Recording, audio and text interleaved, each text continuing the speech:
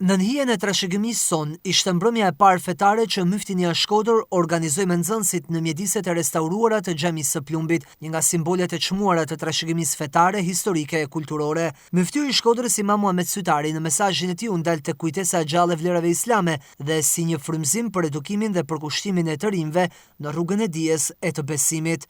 Jam shumë i gëzuar që ne erdhëm në këtë ditë.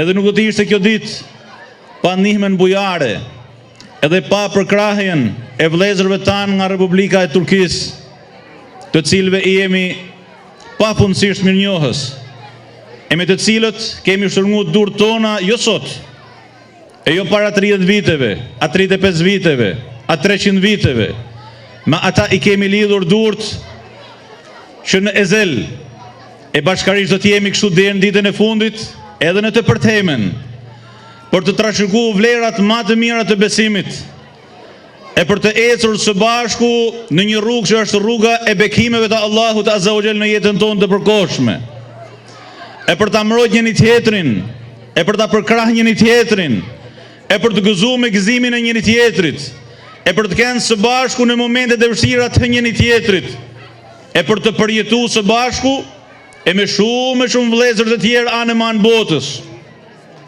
Vlerat madhështore të ajetit dhe thirrjes kuranore innamal mu'minuna ikhwa, me të vërtet besimtarët janë vëllezër.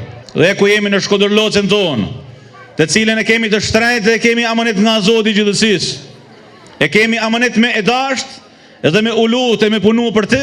Yine caminin jam shumë i lumtur që në Baçë në kopshtin e një xhamie kaq të bukur të shoh një pamje kaq të bukur siç është kjo sot.